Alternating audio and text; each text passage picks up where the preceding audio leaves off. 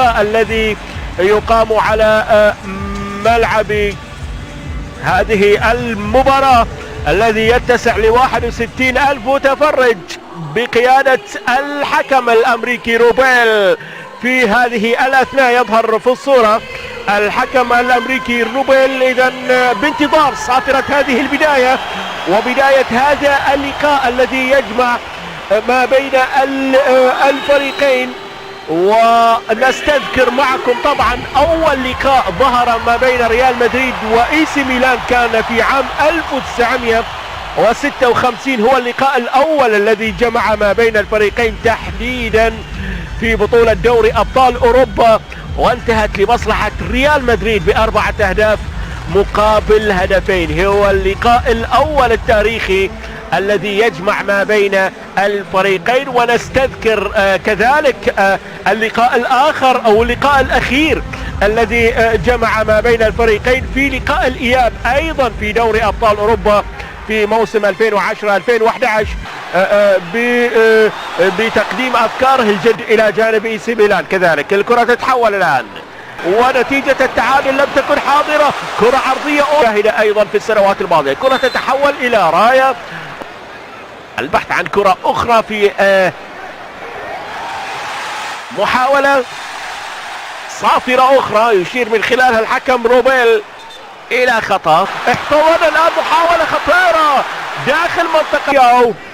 لمسة ثانية في الجانب الأيمن. خط جزاء، كرة هدف أول لا زالت كبيرة من جانب اللاعبين وعلى محاولات لزرع الأفكار من جانب المدربين. الراية وتسلل، وبالتالي ركلة حرة غير مباشرة لمصلحة ريال مدريد. هذه عادة للكرة الماضية اللي اهدرها الاي سي ميلان في لقطة وتألق كورتوا. ابعد الكرة كانت في منتصف المرمى تماما. عادت من رودريغيز يحول كرة في الجانب الايمن. فاسكيز كما ذكرت هذه النتيجة لم تكن حاضرة، ولكن التعبير رودريغير عالية داخل المنطقة لكن فيها راية وتسلل في اللقطة الماضية. راية ينتظر الزميل ومناولة جميلة الآن لإكمال في مناسبتين وتعادل. أيضا رائعة من مودريتش، لمسة خطيرة لا زالت ما فيها راية، لكن القرار الأخير يأتي أيضا من المساعد الأول ويشير إلى راية وتسلل وركلة حرة غير مباشرة في اللقطة الماضية. فعلا ركلة حرة غير مباشرة على أندريك اللاعب الشاب الذي يعول عليه كثيرا. أيضا هذا اللاعب لاحظ الكرة كان فيها راية. هناك في الجانب المقابل عالية للأمام، عدت من الجميع خلال المنطقة الآن. كرة هدف أول ربما تكون حاضرة، اصطدت وحكم اللقاء يشير إلى إكمال اللعب في اللقطة الماضية مرة ثانية من المدرب كارلو أنشيلوتي. لمسة أخرى في الجانب الأيمن قائمة، لكن المحاولة مستمرة أيضا. سنوات مع المنتخب لعب 26 مباراة، سجل هدفا وحيدا. لمسة أخرى الآن، تسديدة قوية لكن إلى حارس الآن كورتوا يحول كرة طويلة في الأمام. مرت في الطرف الأيمن الآن من الاي سي ميلان. معادة سريعة وصلت بعد ذلك تدخل رودريغيز 2018 و2019 عبر بوابة. محاولة لمسة في منتصف أرضية الملعب، يحول كرة عالية للأمام لكنها مقطوعة مرة ثانية. لا زالت فيها صافرة وخطأ. كولير يحول كرة داخل المنطقة، فيها كلام ولا لا؟ والله الحكم يشير إلى استمرارية اللعب من أمام أندريك اللي يطالب بخطأ داخل منطقة الجزاء. هذه عادة الكرة الماضية. لا، هذه المباراة والاستعدادات الحارة. الإشارة إلى خطيرة بلا شك لتعنت كرة داخل منطقة الجزاء، فيها خطورة لكن وين؟ إلى خارج أرضية الملعب. ركلة مرمى، ركلة مرمى في المحاولة الماضية. إذن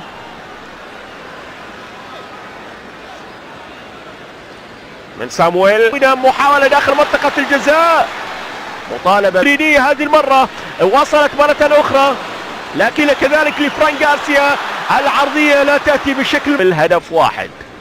يومها كان ريال مدريد 16 لقاء في دوري أبطال أوروبا وهي البطولة الأغلى، والإي سي ميلان طال أوروبا وصلت إلى الأمام، ولكن والإياب ما بين الفريقين كرة اليمنى، تحويل وتغيير جهة ملعب رائعة في الجولة. الآن راح نتحدث عن باقي اللقاءات عندما في هذه البطولة 2024. طبعا اهم المحطات زمن شوط المباراة الاول. طبعا اليوم الاول الذي مر عليه الان تقريبا 5.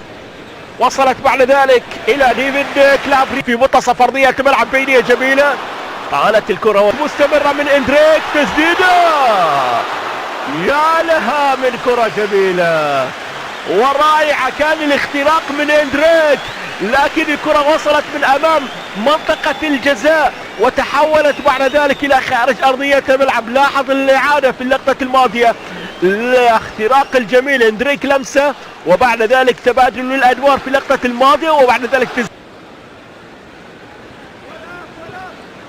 لقطة لفران غارسيا، طالت على مرة ثانية،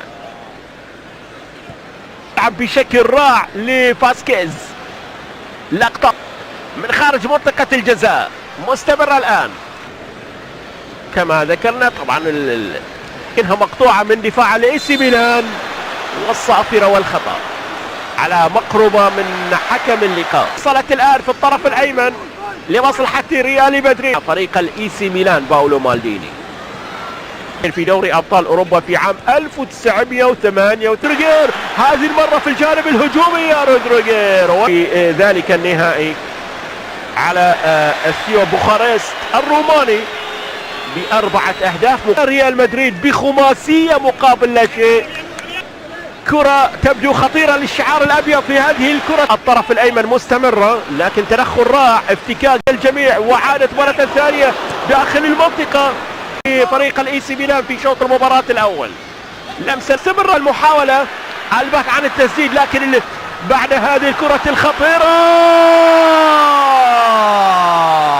وهدف أول للإي سي ميلان، هدف مقابل لا شيء. الآن تشيكويزي صامويل يسجل الهدف الأول لإي سي ميلان عند الدقيقة 54 من زمن شوط المباراة الثاني. الكرة كانت في الجانب الأيمن، تشيكويزي يسجل الهدف الأول. لاحظ الكرة والافتكاك الجميل في المنتصف، الضغط على حامل الكرة، انطلاقة من العمق، تمريرة ما كان فيها راية، ما كان فيها تسلل، ولكن صامويل تشيكويزي والأنظار تتجه إلى هذه المحاولة. نيكو يحول كرة. الدور الثاني في لقاء الإياب انتهت لمصلحة لقاء الإياب بثلاثية مقابل هدف واحد. في الجانب الأيمن هل تترك لنيكو؟ فعلا نيكو باز يحول كرة تصطاد، والآن لا زالت مستمرة، تمريرة أخرى من خارج المنطقة. طبعا التغييرات المحاولة في الناصر حولها، والثاني وصلت عرضية داخل المنطقة، كانت لمسة وتدخل آخر. وال50 من زمن شوط المباراة الثاني، مضت الكرة إلى خارج شيكاغو، وفي أمريكا تحديدا في شيكاغو، بالرغم من أن هذا الملعب يتسع ل61 ألف متفرج، لكنه يعتبر من أصغر الملاعب بالنسبة لكرة. 54 هدف آخر ربما يكون حاضر في هذه الأثناء، لكن تدخل إخوان مارتينيز يبعد الكرة. ميلانية مرة ثانية، لقطة تأتي في هذه الأثناء مدريدية، البحث عن الكرة العرضية تصطد.